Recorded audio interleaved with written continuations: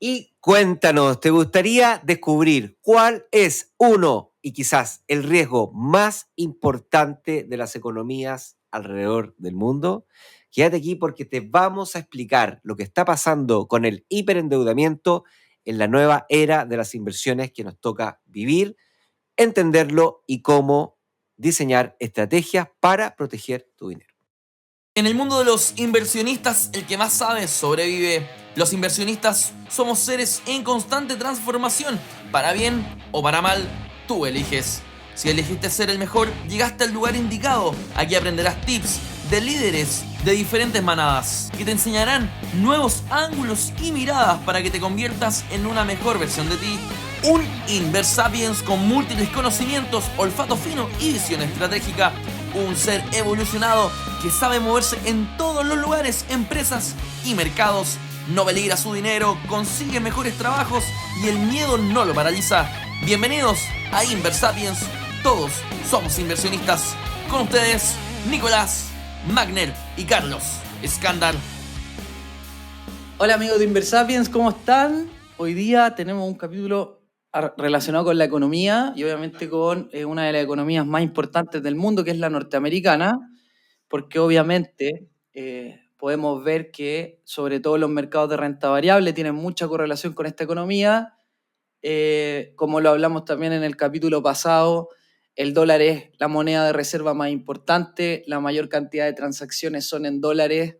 El mercado de bonos norteamericano o en dólares es muy grande en comparación al mercado completo y por lo tanto hoy día vamos a hablar de el endeudamiento que tiene la economía norteamericana y qué son las cosas que han pasado a lo largo de la historia y lo que está pasando hoy día y cómo podemos enfrentarlo como inversionistas o en qué cosas debemos estar atentos. Antes de entrar al capítulo y saludar al profe, recuerda www.inversapiens.com. A la derecha arriba dice kit gratuito. Si te suscribes vas a tener un curso gratis para planificar tus finanzas en el largo plazo. Y también si vas a www.inversapiens.com/ETF-gratuito, hay un curso para aprender a entender los ETF, monitorearlos con herramientas gratuitas, buscarlos y vas a estar suscrito a nuestra lista y podrás enterarte de nuestros cursos, vas a recibir los correos de Nico y bueno, vas a poder estar ahí en línea con lo que vamos haciendo en el proyecto. Dicho eso, querido profesor, ¿cómo estamos? Bien, contento, muy bien. Un saludo a la audiencia. Hoy día tenemos un episodio bien interesante, bueno, como queremos que sean todos los episodios, Claro. pero en particular queremos abordar un tema que se habla poco, que tiene que ver con el uso de la deuda en las economías. En particular vamos a hablar de Estados Unidos, que ha sido el que ha tenido el comportamiento o uno de los comportamientos más agresivos en el plano mundial. Y también este comportamiento cambia la dinámica de los mercados. Y los cambia, en algunos casos abre oportunidades y también obviamente genera nuevas brechas de riesgo. Y está bueno entenderlo porque parte importante del éxito de las inversiones, o antes que eso, parte importante del éxito de la economía nacional depende de Estados Unidos y de otros, pero también de Estados Unidos. El riesgo de contagio financiero y la volatilidad financiera depende mucho de la economía norteamericana, así que todos los que tenemos fondos de inversiones activos, o en el caso, no activos, sino que voluntarios o obligados, como la AFP, nos debería importar esta información. Y en particular, si es que además tenemos inversiones, nos gusta, estamos administrando nuestro propio capital, como nosotros promovemos, ¿cierto?, en el podcast, definitivamente es un tema que hay que tener a la vista y aprender a entenderlo y a monitorearlo. Entonces, desde esa perspectiva vamos a hablar de la economía de la deuda y qué es lo que está pasando a nivel de Estados Unidos. Y vamos a partir con desde el muy largo plazo y vamos a llegar a lo que está ocurriendo hoy día. Entonces, están pasando, hay tres cosas que son importantes de entender, hay tres variables que son importantes en este capítulo. El primero es la inflación. La inflación sigue siendo un factor preponderante en la economía, ya lo hemos explicado en otros episodios, pero en palabras muy sencillas, la inflación es un índice que representa el promedio de los precios de una canasta básica, una canasta representativa. Entonces, inflación es cuando el promedio sube, cuando los precios son más elevados respecto a un periodo anterior, y deflación es cuando bajan, que en realidad pasa muy pocas veces, la gran mayoría, en la normalidad, nosotros queremos que los precios suban en cierto rango máximo. En Chile, por ejemplo, está entre el 2 y el 4%, en Estados Unidos el rango es 2%, en Europa es 4%, va a depender, o sea, es 3%, perdón, va a depender de la economía y de su potencial de crecimiento. Entonces, como queremos crecer económicamente, debemos aceptar que los precios tengan cierta fricción y suban, pero no queremos que suban más de cierto nivel porque eso puede dañar fuertemente el bolsillo de los ciudadanos, de esa economía y obviamente su poder adquisitivo y finalmente su bienestar. Y no olvidemos que la economía es la ciencia que distribuye recursos escasos para alcanzar el máximo de bienestar. Así que el bienestar es un tema. Otra cosa que influye mucho es el GDP, el crecimiento económico. O sea, ya lo dijimos, la inflación por un lado es importante y también es importante el crecimiento, el Producto Interno Bruto. El Producto Interno Bruto de una economía es la sumatoria de la producción de todos los sectores que la componen, que están puestos o están ubicados dentro del territorio nacional. ¿Ya? Entonces, una economía crece cuando la producción, cuando las ventas de los sectores que componen el territorio son capaces de vender más, de producir y vender más respecto de un periodo pasado. Generalmente se mide con el PIB, Producto Interno Bruto, o GDP en inglés, que es Gross Product, que es digamos, el Producto Interno Bruto, es lo mismo, Producto Interno Bruto. Y la tercera variable, que es la variable que en este caso marca la diferencia, es el déficit que tienen las economías, o en este caso el déficit fiscal. ¿Ya? Tenemos que entender. Que puede ser superávit también, solo que ahora hace mucho tiempo es déficit. Claro, sí, es una diferencia, ¿cierto? Es cuánto ingresa, cuánto dinero gano como gobierno a partir de la recaudación de impuestos y otras fuentes de ingreso como intereses de reservas soberanas o empresas estatales, todas las cosas que le generan ingreso al gobierno, pero principalmente es recaudación fiscal, menos el gasto público. ¿Ya? ¿Puedo acotar algo ahí, Nico? Sí. Para que la gente entienda, el gobierno de un país, al menos de la economía de la OCDE, una vez al año cada gobierno hace un presupuesto, ¿ya? Y en el presupuesto destina cuánto gasto va a enviar o a gastar, valga la redundancia, en salud, en educación, etc. Ese presupuesto está en función de la proyección de lo que va a ganar el gobierno, y dentro de lo que va a ganar el gobierno hay diferentes fuentes, pero yo te diría que el 80% se divide entre el IVA de las ventas, o sea, el impuesto al valor agregado que pagamos todos, y el impuesto a la renta de empresas y de personas naturales. Ahí debe estar el 80% de la recaudación fiscal o de la recaudación del gobierno año a año. Es importante entender que si el presupuesto, olvidémonos de si hay ineficiencia, ¿ya? Que seguro que hay en todos los gobiernos del mundo, seguro que hay, ¿ya? Y como hay también en las empresas. Pero si un país proyecta que va a recaudar cierto nivel de ingresos para gastar, para cumplir el presupuesto, y no llega a cumplir su presupuesto, entonces esa diferencia tiene que pagarla con deuda. Es como pensar en nuestras casas, en nuestras familias. Nosotros tenemos gastos mensuales. ¿Qué pasa cuando no alcanzamos a cubrir esos gastos? Ocupamos créditos de consumo o tarjetas de crédito. Esto es lo mismo. Y cuando la economía anda bien, crece más de lo esperado y por lo tanto el gobierno recauda más impuestos de lo proyectado, le queda un superávit fiscal que le sirve, que lo deja como remanente para los años en que no alcanza, cuando tiene déficit fiscal, ¿ya? Entonces, cuando le va bien, guarda la plata como una cuenta de ahorro para los años que vienen que no son tan buenos, que hay déficit fiscal. El problema, y que lo vamos a abordar en el capítulo, es que la gran parte de la economía desarrollada lleva mucho tiempo con años de poco crecimiento, de mucho endeudamiento y de déficit fiscal, ¿ya? Entonces, cada vez eso se convierte en un círculo vicioso porque hay que emitir más deuda y bla, bla, bla. Dale nomás, Nico. Sí, exactamente. Entonces, en esta combinación de déficit, o en este caso puede ser diferencial, positivo, superávit Ok. o déficit, crecimiento e inflación, ocurre algo en la economía, y es que si es que el crecimiento de una economía cada vez va creciendo a tasas más bajas, como lo que está pasando en el largo plazo en Estados Unidos, pero al mismo tiempo la cantidad de personas aumenta y además las necesidades de esas personas van aumentando, se va haciendo entonces que el gasto público vaya con pendiente positiva.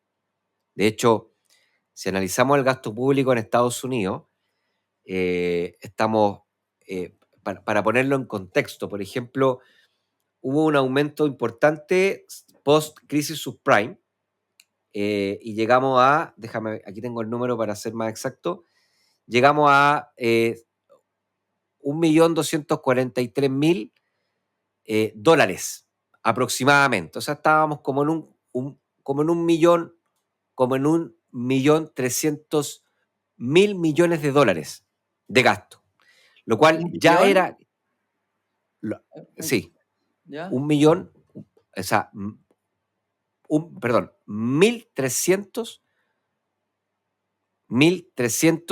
miles de millones, ¿ya? Ahora, eso fue en la crisis subprime. Un pequeño aumento porque tenían que combatir la crisis, ¿cierto? La economía se hizo pedazo en Estados Unidos, y cuando hay crisis y recesiones económicas, el gobierno sale a gastar para reactivar la economía y, por cierto, también para poder proteger a las personas que fueron más dañadas por esa crisis. Luego el gasto volvió a disminuir en el tiempo, llegó a un mínimo de casi la mitad en el 2015, ¿ya? O sea, 560.000 millones. Y después del 2015 comenzó a aumentar, y llegando a escalar para el 2020 o 2021, que fue la pandemia, llegando a casi 3.000 millones, 3.000 miles de millones, ¿ya? Son billones eso. Billones. O sea, en términos para que la gente, para no confundirlo con las cifras, estamos hablando que más que se duplicó el gasto público de emergencia que hubo en la crisis subprime. O sea, la crisis subprime, que es conocida como la crisis moderna más grande de la historia, en la crisis del COVID, el gasto público se duplicó, fue el doble, un poquito más que el doble, ¿ya? Pero ¿qué pasó? En esa época, o en esos años, la capacidad de endeudarse era relativamente, entre comillas, era relativamente barata. Y aquí entra a jugar la inflación. Porque durante los años 2019, la inflación estaba en rango. O sea, no era un problema, no era un tema para la economía. Como la inflación estaba en rango, hubo un ajuste de tasa de interés para combatir la crisis económica, para permitirle a las personas que podían acceder a deuda endeudarse a tasas más bajas. Y las tasas bajaron cercanas a cero.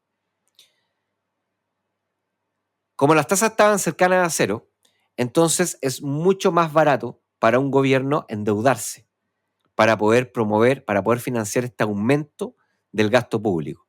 O sea, estamos pensando que el 2019 el gasto público fueron 1.000 billones, subió a 3.000, o sea, se triplicó. Del 2019 al 2020 se triplicó el gasto público en Estados Unidos. No es un gran problema, entendiendo, o sea, es un gran problema, obviamente, estáis tomando deuda, ¿cierto? Brutal. Sin embargo, no es tan mal problema porque tenía una tasa de interés muy cercana a cero. Entonces, en términos de costo de financiamiento, costo de la deuda, era bajo. Ese gasto se mantuvo el 2021, fue prácticamente el mismo. Y después se corrigió el 2022 a nuevamente llegar a los 1.000. Pero esta como escalada de gasto hizo que Estados Unidos entrara en una fase de hiperendeudamiento, producto de este déficit fiscal que en el 2020 y 2021 llegó al 12%. 12%. Eso es muchísimo. Eso es, como le decía Carlos muy bien, es como decir que todo lo que tú gastaste en el año en tu casa, el 12%, o sea, 12 de cada 100 pesos, fueron deuda. ¿Ya? Es muchísimo y es la más grande de la historia, ¿ya? De la economía norteamericana. Para ponerlo en contexto, durante el 2019 la crisis subprime fue menos 4, o sea, fue 4% el déficit fiscal. Ahora, ¿qué es lo que pasa? Que como hubo esta expansión fiscal, las personas recibían ayudas fiscales para poder sostener su consumo, dado que estaban perdiendo su trabajo o no podían salir a trabajar por la pandemia. Y además de eso, la tasa de interés estaba baja. Por lo tanto, muchos podían ocupar endeudamiento, podían ocupar la deuda. Entonces, este exceso de liquidez sostuvo el crecimiento de la economía norteamericana, pero al mismo tiempo generó inflación. ¿Por qué genera inflación? Por dos razones. La primera es porque la gente tiene más dinero para comprar. Pero otra razón importante es que la crisis del COVID fue una crisis de la oferta. O sea, las empresas no podían desarrollar su producción normal, por tanto, los stocks, los inventarios, eran mucho más restrictivos y eso significa entonces que las empresas, si no tienen para producir y para ofrecer y tienen mucha demanda, lo que van a hacer es subir los precios. Y eso empezó a subir los precios no solamente en Estados Unidos, estamos hablando esto en todas partes del mundo, y comenzó a aumentar la inflación. ¿Hasta dónde estamos ahora?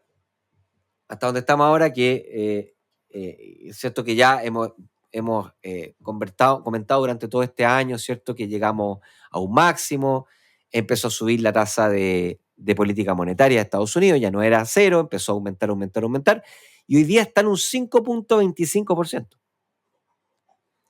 ¿Qué es lo que pasa? Y aquí viene el tema. Que cuando el gobierno o cualquier persona emite deuda, esa deuda prescribe, esa deuda tiene un plazo, la deuda tiene un plazo, la deuda no es infinita, las deudas tienen un plazo de duración.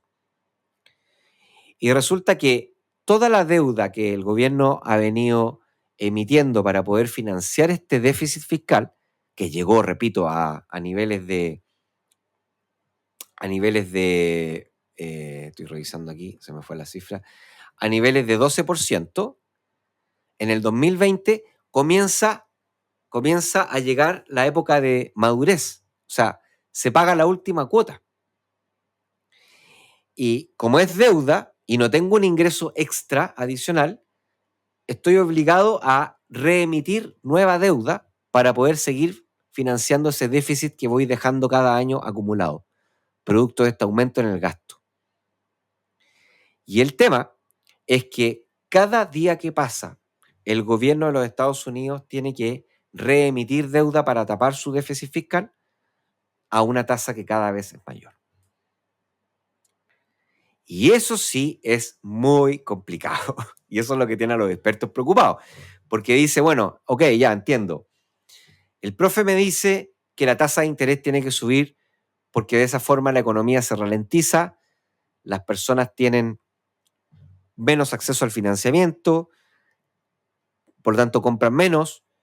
Al comprar menos, las empresas tienen que ajustarse y muchas de ellas tienen que despedir gente, tienen que reducir su presupuesto de inversiones, su compra de materiales, y por lo tanto la economía comienza a entrar en una especie como de ralentización. No digamos recesión, digamos que el crecimiento comienza a disminuir y producto de esa menor actividad económica, los precios debiesen subir a tasas más bajas. Eso es que baje la inflación.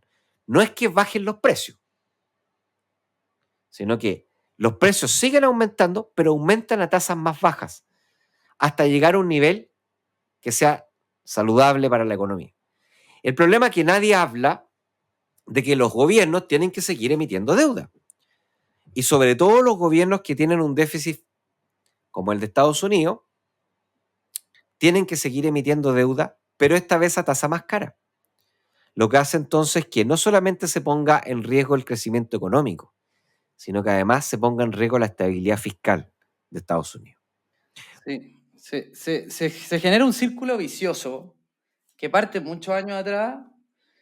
En el año 1971, el presidente Nixon elimina el patrón oro. El patrón oro tenía relación con que cada dólar que se fuera a emitir o a imprimir estuviera respaldado por su equivalente en oro. Desde ese día que se elimina el patrón oro en Estados Unidos, la deuda en el año 70, la deuda del gobierno, la deuda se expresa en función de la comparación contra el PIB, ¿ya? En los años 70, la deuda de Estados Unidos estaba en torno al 30 y tantos %, cercano al 40%. Hoy día el nivel de deuda expresado en función del PIB de Estados Unidos está más del 120%, está al 129%. ¿Por qué esto es un círculo vicioso? Porque la economía, los gobiernos cuando recaudan su impuesto, si están muy endeudados, igual que imagínense ustedes están endeudados y reciben ingresos, parte de esos ingresos va a tener que ir a pagar deuda, que es lo que les explicaba el profe. Entonces, si ustedes están muy endeudados y además ahora cuando vuelvan a endeudarse se van a endeudar a tasas más altas, gran parte de los ingresos que reciba la economía norteamericana va a seguir yendo a pagar intereses. ¿Y cuál es el problema de eso? Que el crecimiento que se va formando no va a inyectarse a la economía para seguir creciendo, sino que va a pagar deuda, ¿ya? Y eso sumado también a que las sociedades se van volviendo más viejas, en el sentido de que las personas no quieren tener hijos, y la pirámide va envejeciendo, y esto creo que lo dije en el capítulo pasado, son las personas más jóvenes las que fomentan el crecimiento económico porque son las que se compran autos, las que tienen hijos, las que los meten al colegio, las que se compran departamentos, mientras que una persona que ya está en su etapa de jubilación ya tiene su casa pagada, tiene su auto pagado, le gusta estar más solo, etc. Entonces, sumando que la población se va haciendo más vieja, ¿ya? Y que por lo tanto el crecimiento económico tiene una pendiente negativa, ¿ya? La tasa de crecimiento económico tiene una pendiente negativa, pero la tasa del crecimiento de la deuda tiene una pendiente súper positiva y pronunciada, se genera una especie de círculo vicioso, donde cada vez se crece menos y lo que se crece, gran parte va a pagar más intereses de deudas que cada vez son más grandes y tienen intereses más altos, ¿ya? Y eso obviamente, el problema acá está yo creo, Nico, no sé qué opináis tú, pero desde que parte está salirse del patrón oro, yo estoy viendo acá en Trading Economics y veo, por ejemplo, las principales economías del mundo ordenadas por la deuda en función del PIB. Japón, 263% de deuda sobre el PIB. Después viene Italia con 140%. Estados Unidos 129%. Y después Canadá, Francia, Reino Unido, la zona euro, India, China, todos sobre el 70%. Entonces, lo que ha ido pasando desde que Estados Unidos sale del patrón oro es que casi todas las economías del mundo siguen el patrón y comienzan a inyectar liquidez, y en parte es problema de los bancos centrales y los políticos que como que no están preocupados de... A ver, ¿cómo decirlo? Esto pasa en todas las empresas cuando tú deberías preocuparte por políticas de largo plazo, pero tus mandatos duran 1, 2, 4 años. Entonces, ¿por qué yo me voy a preocupar de solucionar un problema estructural si a mí no me va a reventar? Mejor que se preocupe al que le reviente en la cara. Y al final eso termina siendo como súper dañino. Estamos hoy día en un entorno económico de muchas economías con mucha deuda, mucha inyección de liquidez, y eso al final ha terminado generando perder nuestro poder adquisitivo. Hace poco veía una gráfica, Nico, de una persona que tenía 30 años, hace 30 años o 40 años, cuánto ganaba y cuánto podía comprar con eso, o cuánto se podía demorar en comprarse su casa propia, y se demoraba, no sé, 10 años. ¿Ya? Y hoy día, ganando más plata, se demora mucho más porque los precios han aumentado a un ritmo mucho más alto que los salarios y por lo tanto hemos perdido capacidad adquisitiva o poder adquisitivo. Exactamente. Lo que ocurre en síntesis es que los países van perdiendo su capacidad de crecer.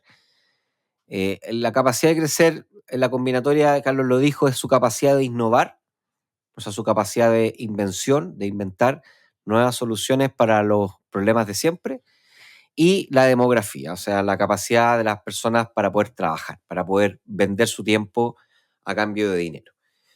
Y eso está pasando en todas partes del mundo, la capacidad de innovar está bajando. No hemos todavía, pese a que la inteligencia artificial y estas cosas movieron, ¿cierto? Harto las redes sociales y los comentarios este año. En realidad, la inteligencia artificial todavía no está al menos al punto de cambiar como una especie de revolución industrial, la invención del vapor o incluso Internet, que podría ser algunas cosas que podrían darle como una especie de nuevo envión. En el largo plazo, la capacidad de Estados Unidos ha bajado desde crecimiento estructural de 4,5, hoy día está instalada en 1,5%. O sea, en 200 años, lo que hemos visto es que se ha disminuido más de la mitad el potencial de crecimiento de Estados Unidos. Y lo mismo ha pasado con toda la economía, en general, ¿ya? Ahora, ¿qué es lo que pasa? Que las necesidades, y aquí es donde está en lo que dice Carlos, que es muy cierto, las necesidades de las personas son mayores de las que eran hace 200 años. Primero porque hay un aumento en la expectativa de vida, entonces las personas viven más y por lo tanto requieren de más ayuda, más recursos. ¿Ya? Una persona que antes, hace 30 años, la esperanza de vida estaba en los, qué sé yo, 65 años, hoy día la esperanza de vida está en los 75 años. Entonces son 10 años más que hay que financiar. ¿Ya? También la demografía ha aumentado, si bien es cierto, las tasas de crecimiento demográfico vienen bajando, la cantidad de personas es más, hay un crecimiento poblacional, ¿cierto? Y también las necesidades se han sofisticado, es decir, hoy día las personas no solamente requieren de lo básico, sino que también van requiriendo de otras cosas que pueden ser un poco más sofisticadas, ¿ya? Necesidad de transporte por, para desplazarse a zonas más alejadas, el tema de la educación. Hoy día, antes la educación, hace 30 años, no sé, la cantidad de años de estudios serán 10 años, hoy día la cantidad subió a 15, son 5 años más, ¿ya? Entonces, todas estas cosas van aumentando. Pero tenemos un crecimiento que que va decreciendo. Entonces, la capacidad de recaudar, la capacidad fiscal para recaudar impuestos va disminuyendo porque la economía, o sea, no es que vaya disminuyendo, sino que la tasa de crecimiento es cada vez más baja de la recaudación de impuestos, porque la economía va creciendo cada vez a una menor tasa. Y no solamente eso, sumémosle además que Estados Unidos es una economía que está permanentemente disminuyendo impuestos.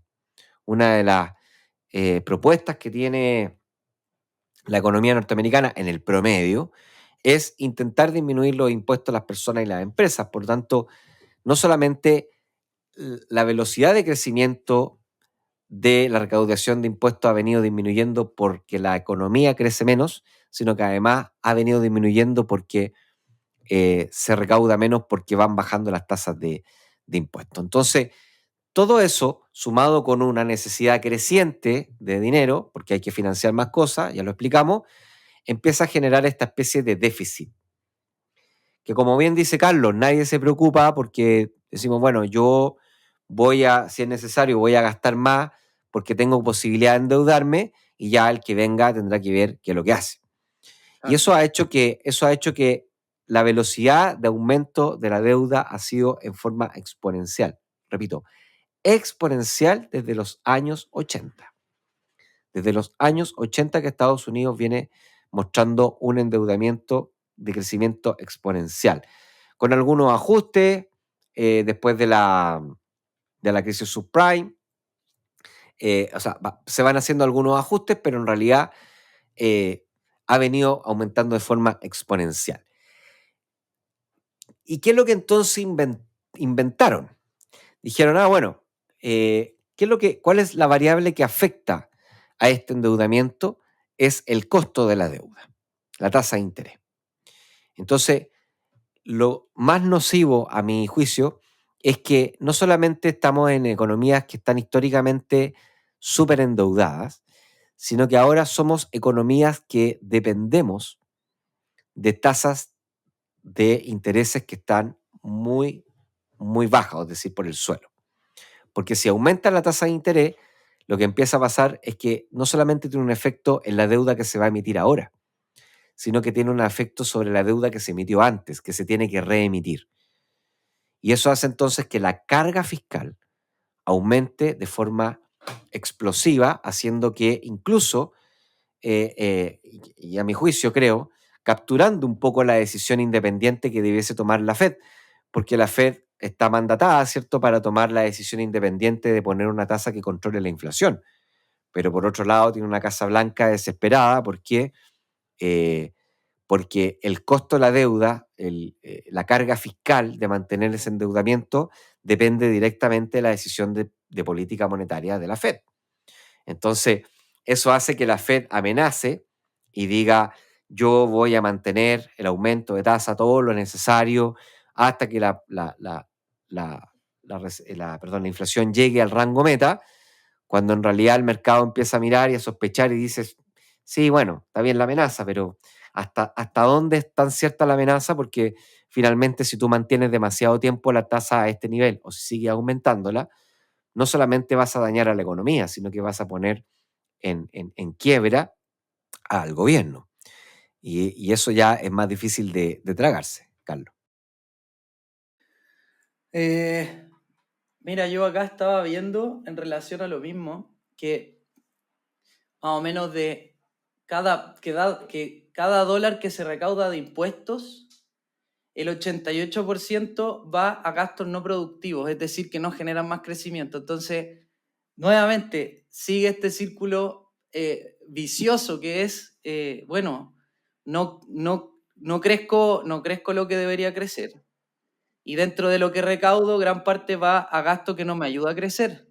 Más encima, como esto produce una alta inflación y una disminución del poder adquisitivo, esto también afecta a los hogares y también son los hogares los que se van endeudando a un ritmo más alto. Entonces, nos afecta a todos, ¿ya? En Estados Unidos y en la mayor parte de la economía se está dando este efecto. Entonces, Nico, ¿qué consecuencias tiene esto para la economía norteamericana y para los inversionistas? A ver, hay consecuencias que estamos viviendo hoy día y consecuencias que no sabemos si las vamos a vivir o no, ¿ya?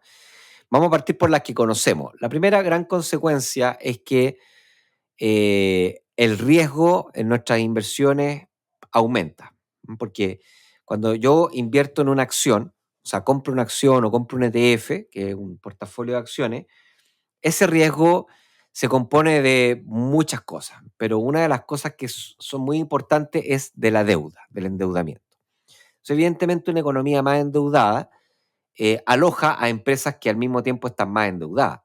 ¿Por qué? Porque son economías que mantienen tasas muy bajas, haciendo que las empresas tengan más acceso al financiamiento por crédito, por deuda, y esa deuda aumenta el riesgo, ¿ya?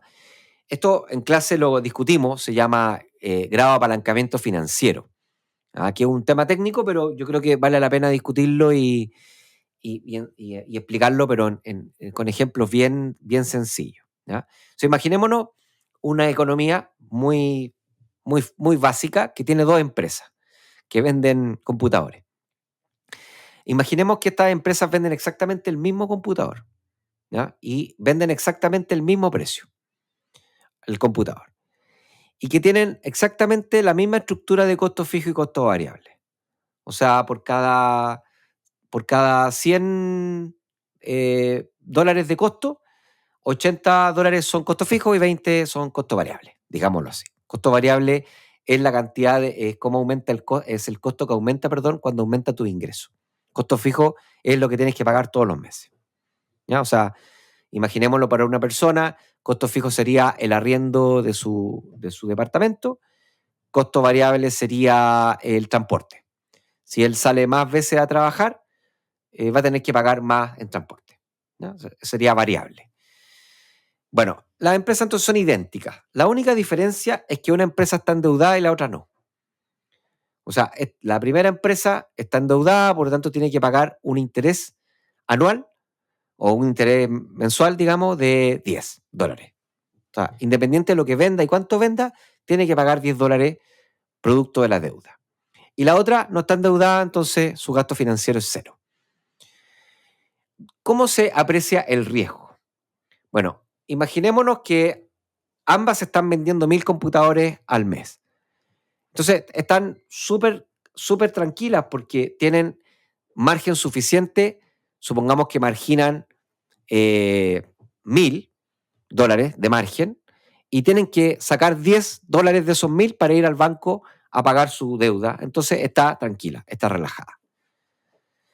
La otra ni siquiera le importa porque de los 1.000 que obtiene de margen tiene que pagar 0 porque no está endeudada. Así que los $1.000 de margen van para adentro, van para la utilidad. Pero ¿qué pasa ahora si las ventas disminuyen violentamente?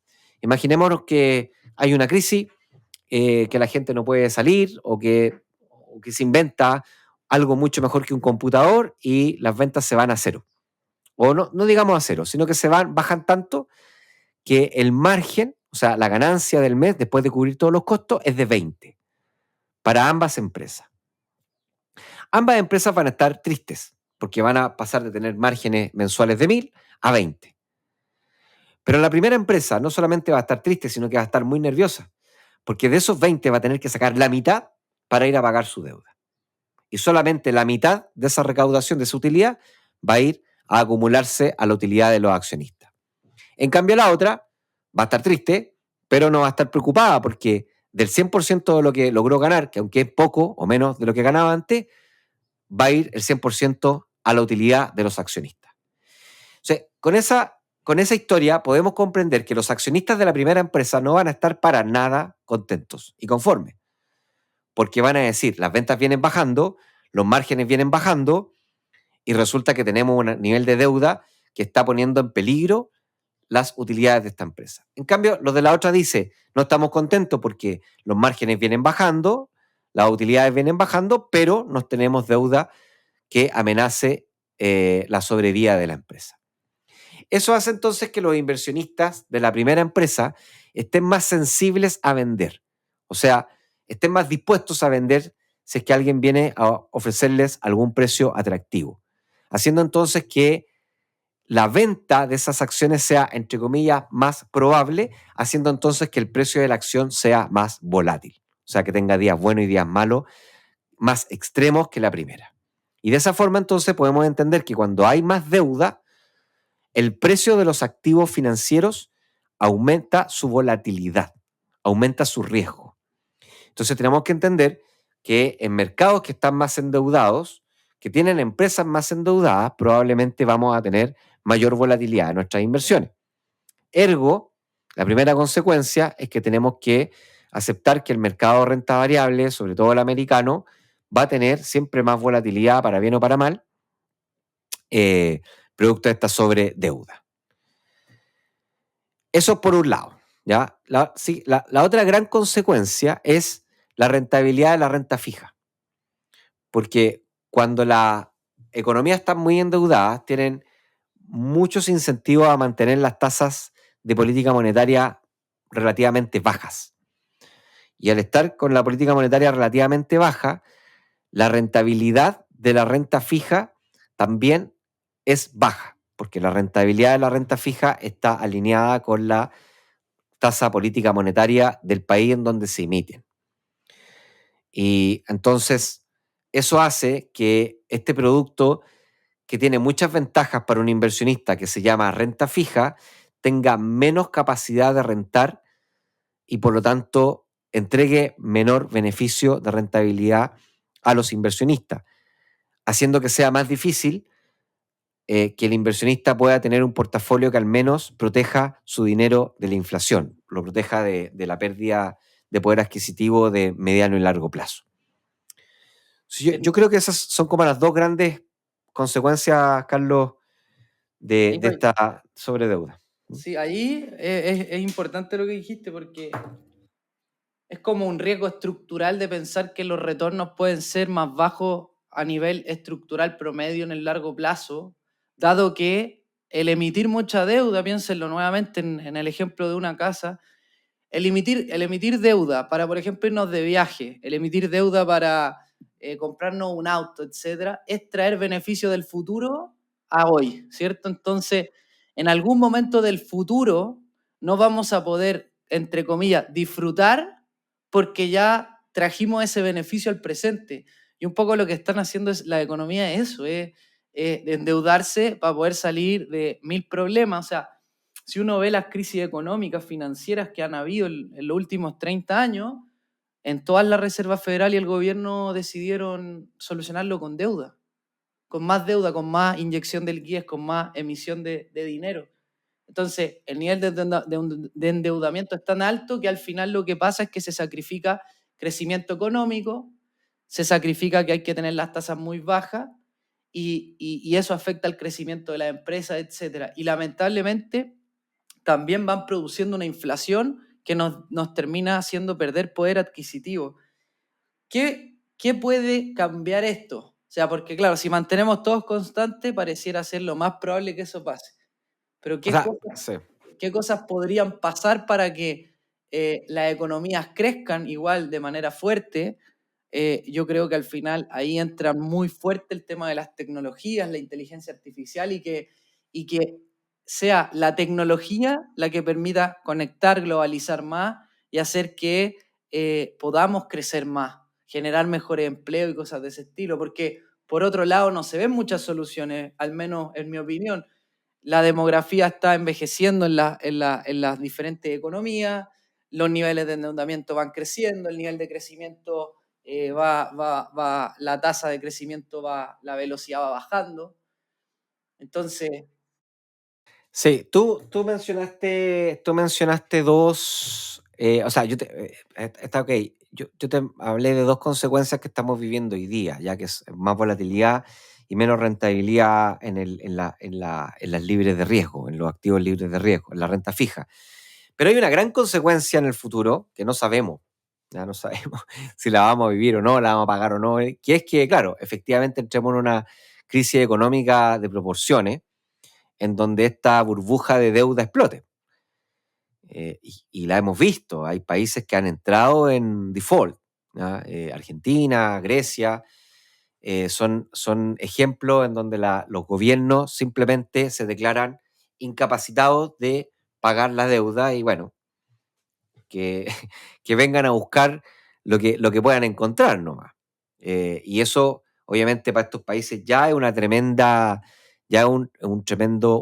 crisis económica mundial cuando eso ocurre. Imagínate que ocurra con el país más importante del mundo, que es Estados Unidos.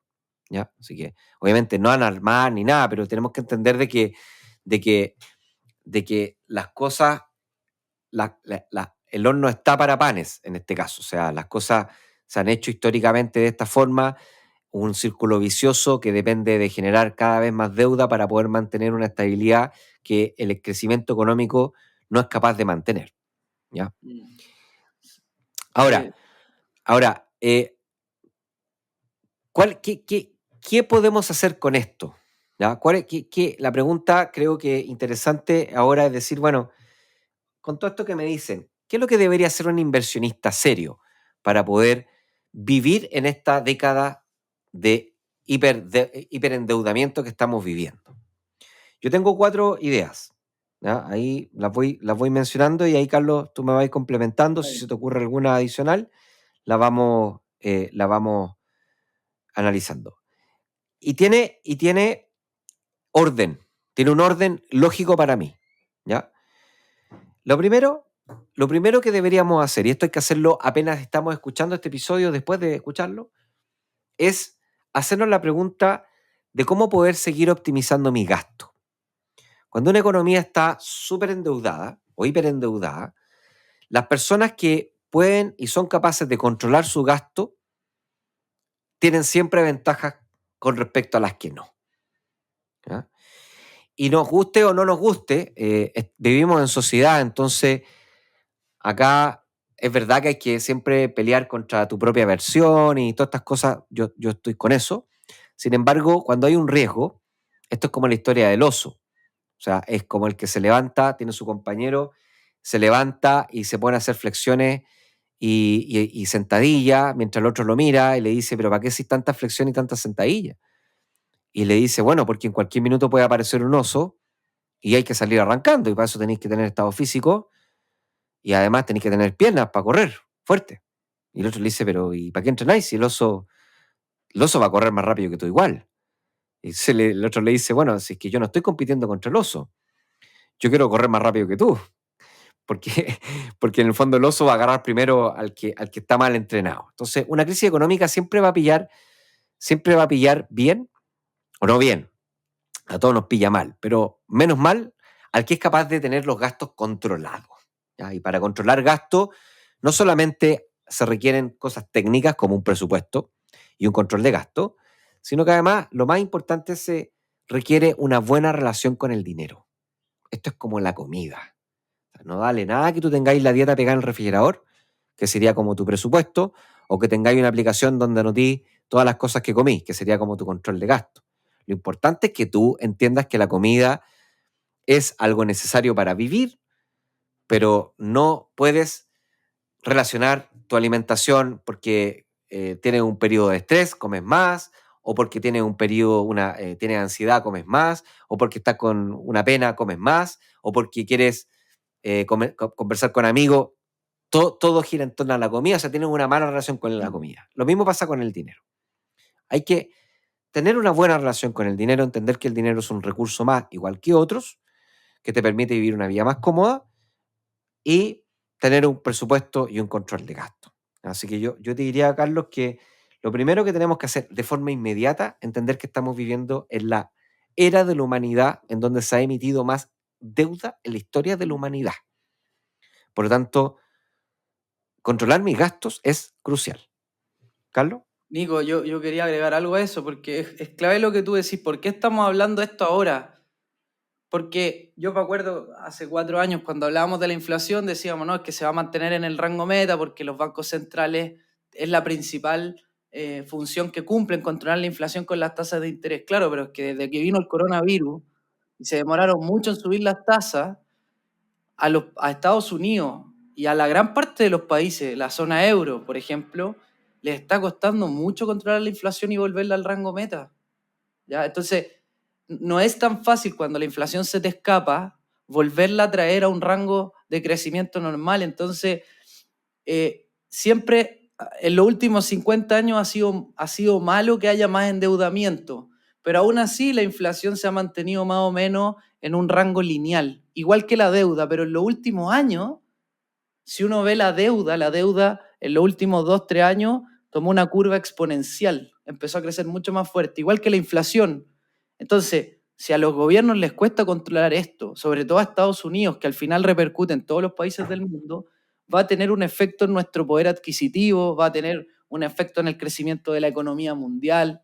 Entonces, tenemos que sí o sí estar mejor preparados. Y en ese sentido, Nico, adicional a lo que tú dijiste de tener una relación más sana, hacer un presupuesto, dejar los caprichos de lado, yo te diría que hoy más que nunca es súper importante invertir, porque ya ahora, si antes era grave no invertir, porque perdías el poder adquisitivo, que en 10 años podía ser del 23-24% de pérdida de poder adquisitivo, o sea que tu plata compra un 23% menos de cosas, con las condiciones actuales, si dejas de invertir, tu poder adquisitivo puede perder aún más capacidad. Entonces, Te fuiste a la estrategia 3. ya, entonces, sí o sí, yo creo que hay que invertir. Y dentro de la inversión, en mi opinión, invertir diversificado, sobre todo si es que las inversiones no son tu función núcleo, tu función core, no, si no son lo que tú más haces ni lo que más te gusta, si es que eres abogado, si es que, no sé, si eres personal de la salud, si es que eres funcionario público y las finanzas no son lo tuyo, pero sabes que tienes que relacionarte bien con el dinero, diversificar y hacer crecer ese portafolio, creo que es súper importante. Sí, efectivamente la inversión es clave. Pero antes de entrar a la inversión, creo yo, y esta es una opinión propia, gasto sí o sí. ¿Ah? Segundo, deuda. Ya, o sea, lo segundo es modificar tu comportamiento de endeudamiento. ¿Ah? Si tienes deuda, bueno, enfócate en pagarla, en eliminarla lo antes posible. Y enfócate siempre en tratar de no usar la deuda. No uses deuda, no caigas. Si quieres una persona que le cuesta tal vez manejar deuda, no caigas en ocupar tarjetas de crédito. Si es que tú sabes que tal vez te va a costar pagarla en el futuro, no la ocupes en la tarjeta de crédito. Si es posible, elimínala. ¿Ya? La deuda es mala, siempre es mala, salvo que sea una deuda para poder invertir, ¿no? Que podría ser, podríamos discutir al respecto, o sea, podríamos decir que podemos usar la deuda en la medida de que compren activos que generen ingresos, como los inmobiliarios, por ejemplo. Pero hay que eliminar la deuda porque entiende que estamos viviendo en la era más endeudada de la humanidad, así que el que tenga menos deuda va a tener siempre mejores oportunidades que el que tenga más deuda. 3, lo que dice Carlos, invertir.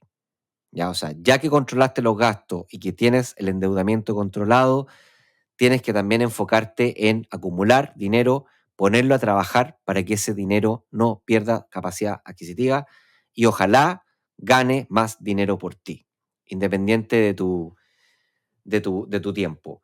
Y ahí siempre diversificado, diversificar, invertir en propiedades, en acciones, en ETF, en renta fija, depósitos a plazo, tener una Oro, gama, oro. oro, oro eso, tener una gama de activos de inversión, aprender a invertir. ¿Ya? Las personas que aprenden a invertir siempre van a tener más oportunidades de las que no saben. Primero porque aprenden a proteger su dinero y segundo porque aprenden a rentabilizar mejor su dinero. Así que aprender a invertir también es súper importante. ¿Ya? Y lo cuarto, y con esto ya vamos cerrando, el cuarto paso que creo que es necesario es aprender a aumentar tus ingresos. O sea, está bien si ya tienes una fuente de ingreso, ya tienes un trabajo que sea relativamente estable, o si tienes una empresa, eres dueño de una empresa que tiene ingresos relativamente estables, es genial, está muy bien. Sin embargo, no podemos parar de preguntarnos cómo poder generar más ingresos. Eso es a lo que es la economía y la innovación, es a las personas, la creatividad y el emprendimiento. Ya dijimos, las economías dependen de su capacidad para innovar, para que puedan crecer económicamente. Las personas dependemos de nuestra creatividad y nuestra capacidad de emprender para poder aumentar también nuestro crecimiento económico.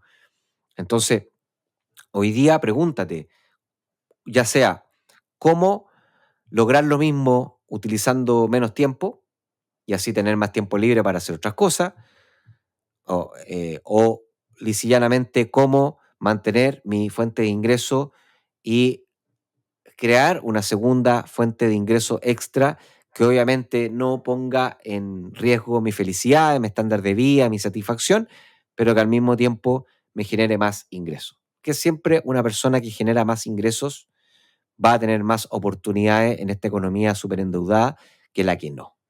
Así que yo te diría que son esas 4 cosas que yo las veo como un desafío, como algo que nos toca vivir como generación. En esta era, en esta década, creo que un gran desafío es mejorar mi relación con el dinero para controlar mi gasto, eliminar y evitar las deudas, aprender a invertir o acumular cada vez más dinero para poder tener más resultados con esa inversión y ser creativo, emprender y tener más fuentes de ingreso para poder tener una mayor estabilidad financiera.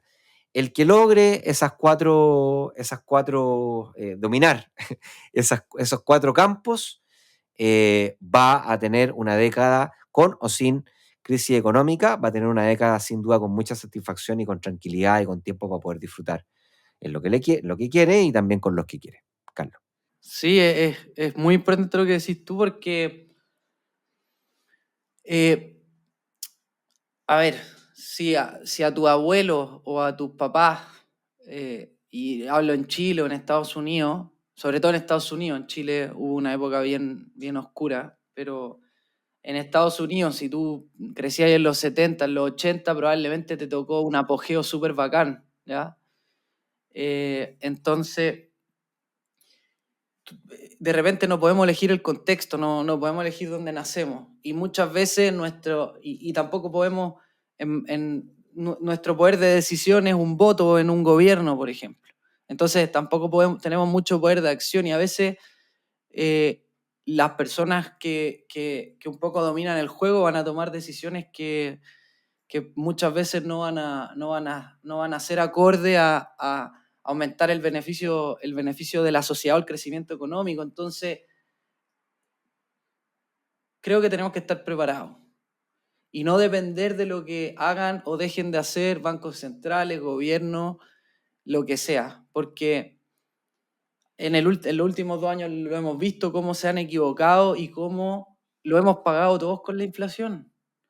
Y hay cuántos trabajos que no te suben el sueldo por IPC, sobre todo los de recursos más bajos, ¿ya? Son contextos en los que si uno no está preparado va a tener que apretarse el cinturón y muchas veces pasarlo mal. Entonces, un poco el mensaje es, prepárate porque si pasa, te vayas a sentir seguro para enfrentar el desafío y si no pasa, seguro vaya a vivir una época que no va a tener problemas de una mejor manera. Como que no puede ser una opción, si estás escuchando este podcast, no prepararte para estos escenarios que no son probabilidad cero, que están ocurriendo y que lo vimos con el desenfreno de la inflación. No puedes no prepararte para lo que viene.